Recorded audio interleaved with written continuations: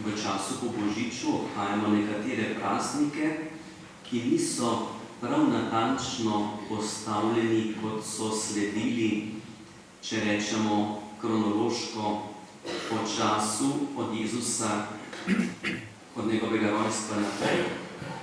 Tako imamo danes ta dogodek opisan v Evangeliju, ki je 40 dni po rojstvu. 40 dni po rojstvu je bila po postavi dolžnost matere, ko je rodila prvorojenca, da ga prinese v tempelj, da ga postavi pred Gospoda v zahvalo za novo življenje in v zavesti, da je Bog tisti, ki daje življenje in da prvorojenec pripada Bogu. To je v spomin na tisti dogodek v Egiptu, ko so pred izhodom iz sužnosti pomrli vsi prvorojenci Egipčanov. Preživeli pa so prvorojenci od Izraelcev.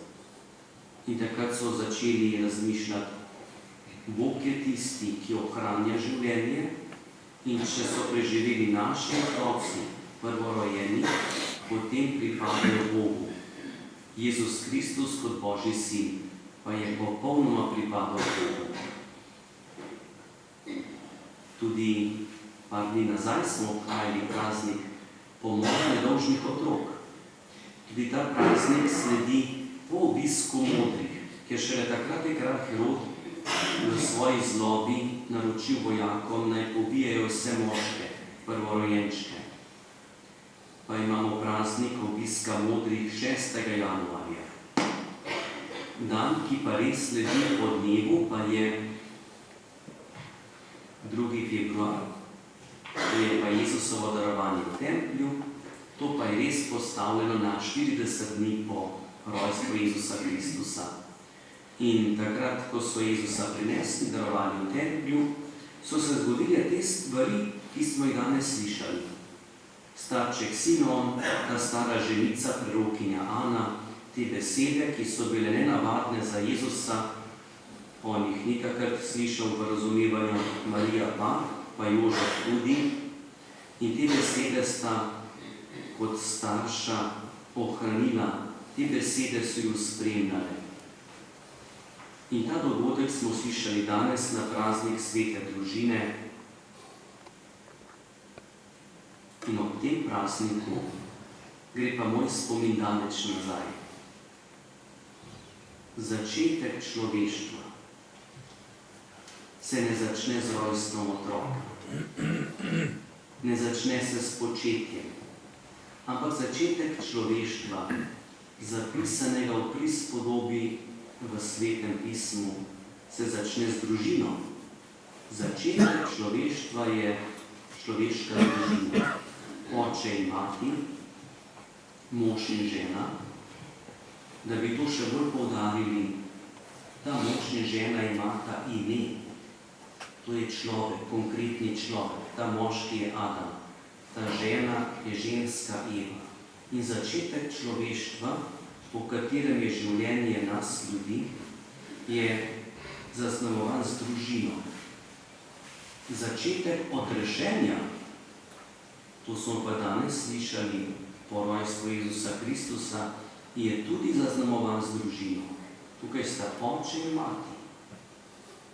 Res, da je Jožef skrbnik, ampak po človeških predpisih in zakonodaji je eden od staršev. Marija kot mati, otrok, ki ga je rodila, Jezus Kristus, pa je Božji otrok.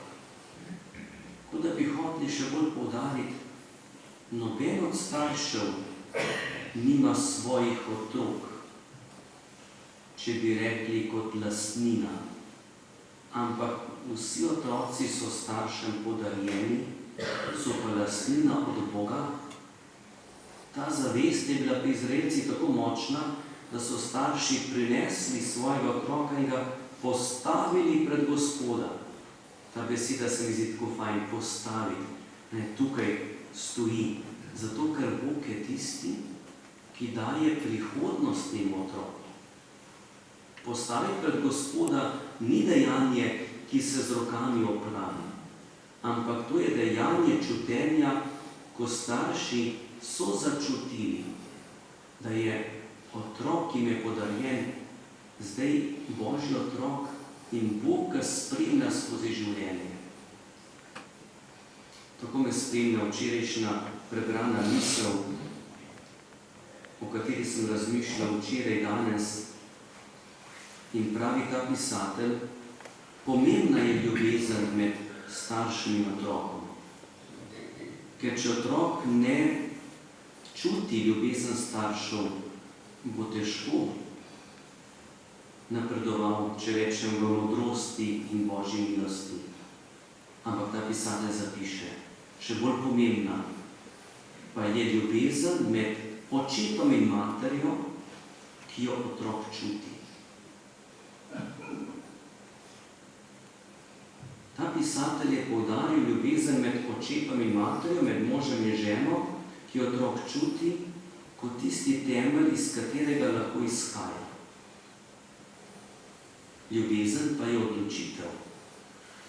In Marija se je odločila za ljubezen, takrat, ko je ob srečanju z angelom rekla, naj se zgodi po tvoji besedi. Takrat se je odločila za ljubezen s svojim bodočim možem, svetim Jožefom. In to je Jezus čutil. Jožef je razmišljal o tej odločitvi in je bil v hudi preizkušnji in je na posredovanje angela v sanjah se odločil za ljubezen in je sprejel svojo zaročenko Marijo k sebi za svojo ženo.